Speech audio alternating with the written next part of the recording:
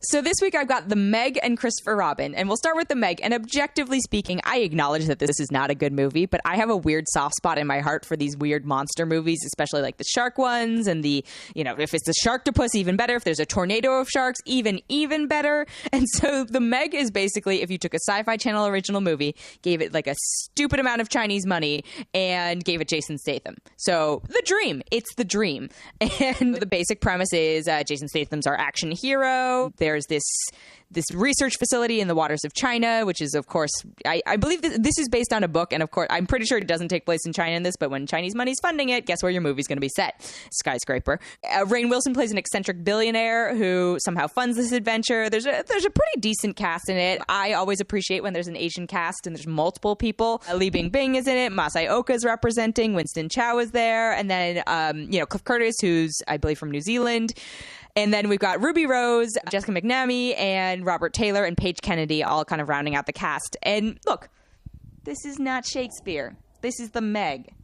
It's fine. It's fun. It's absurd. Like, I think Jason Statham may contractually have required that he only wear very comfortable clothing for 90% of the film. He's in the most ridiculous turtleneck sweaters, and he's like, I'll do one scene in a wetsuit. That's it. That's all you get. But I had fun. I had fun watching it. I completely acknowledge that objectively, terrible movie. Makes no sense. Is the shark a murderer? There are times when it's like, oh, it should just be going around eating things. There's the scene, and it's in the trailers where it's in a giant Chinese water park full of people. Why isn't it eating all of those people? It's a buffet. That would be the all-you-can-eat buffet for a shark, and it's just I'm just going to kind of hang around and swim a bit and make tension for the scenes. I don't know. The whole thing's a ripoff of Jaws. The whole thing's a ripoff of every monster-type movie we've seen before. So from an objective point of view, I'm only going to give this 2 out of 5. But if you like this type of movie, it's pretty decent. So I'm going to give it 4 out of 5 for the SyFy Channel original movie loving crowd. Again, self-aware, not proud of it, but owning it. And the other film I have this week is Christopher Robin. And I have been dreading seeing this film because the second I saw the images of the, Winnie the Pooh and his stuffed animal friends, I was like, what is wrong with these? These are nightmare inducing. There's something about them that I find ridiculously unappealing. Their faces are too small, and watching the movie almost made it worse. My biggest question for this movie is, who is this movie going to be for? It is so uneven. And I will say, didn't like it. Just gonna be upfront about this. Did not like it, but there was a sequence or two in it that I just had a meltdown and an existential crisis and got really upset. And some of it's so the idea is that Christopher Robin, played by Ewan McGregor, who doesn't age apparently. I'm pretty sure there's a portrait of him aging somewhere in lieu of him hung on an attic wall.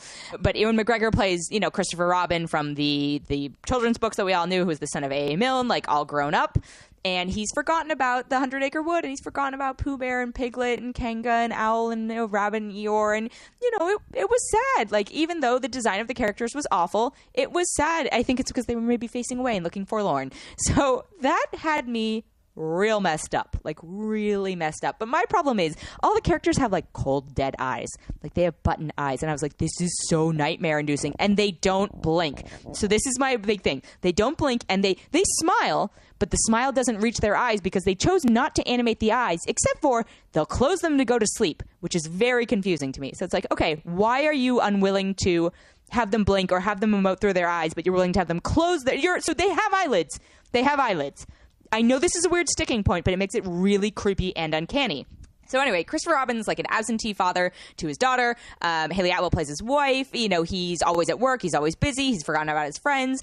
And, set of circumstances happen, and he's reunited with them. And, oh, my God, the reuniting scene, again, messed me up. It's a childhood lost thing. And for me, I was having a moment of oh, my God, you can never go back, and you're never going to be that innocent again. And, but I think that might be more to do with me right now and less to do with the actual film. But I don't think this film is... If this was Goodbye, Christopher Robin, which came out last year, which is more about the process of writing the books and, the challenges that A.A. Milne faced, I'd be okay, this is aimed at adults, and I get why they're playing up this sad card, but this does not seem aimed at adults. This seems aimed at families and kids. So I was why would you do this? This is so horrible. It made me so sad. The other thing I had a really big problem with is the weight of the characters, because sometimes they'd be like bouncing, Tigger bounces around, they'd go flying through the air like they're a stuffed animal, but then they'd be walking really slow but not touching the ground. It really, for the amount of money they spent on it, like, I did not think they did a great job. And I'm like, actually, you know what a great example of like a CG teddy bear in the real world is the movie Ted. I thought they did a good job of like, yeah, this moves at about the pace and about the weight and about the speed that I think a stuffed bear should move at, but it's playing against a real human, and it worked. So maybe, if God forbid that they do Christopher Robin 2, but if they do, I hope they watch Ted as an inspiration. The story's pretty cookie cutter. It's a Disney movie at the end of the day, so you know what you're going to get. There was that very sad moment. Again, that's kind of giving me PTSD. It's really freaky. And I don't know if I'd take like a super little kid to this, because I feel like a super little kid would be bored by this. Like, there's a lot of just talking at each other, and Pooh Bear's cute, but it's not, the cartoon Pooh Bear seems more fun. And like, it's sad that he doesn't do the thing where he like bends over and rips the seam, because he's a fat little bear, and it's kind of sad. It's weird because also Jim Cummings did the voice, and he is the voice of Winnie the Pooh, but then you've got these other famous actors replacing the voices of the other ones, so it doesn't feel as... It wasn't the Winnie the Pooh I grew up with, and I don't think it's the Winnie the Pooh a lot of other people grew up with, but it's not... Again, I would say it's not for them, but I think it's supposed to be for them. I'm going to stop harping on this point. Overall, though, aside from that weird one emotional point, like, I didn't think it was that good of a film, so I'm only going to give it 2 out of 5 as well. It's a weird weekend to go to the movies. I enjoyed The Meg, so I would suggest The Meg over Christopher Robin in a heartbeat.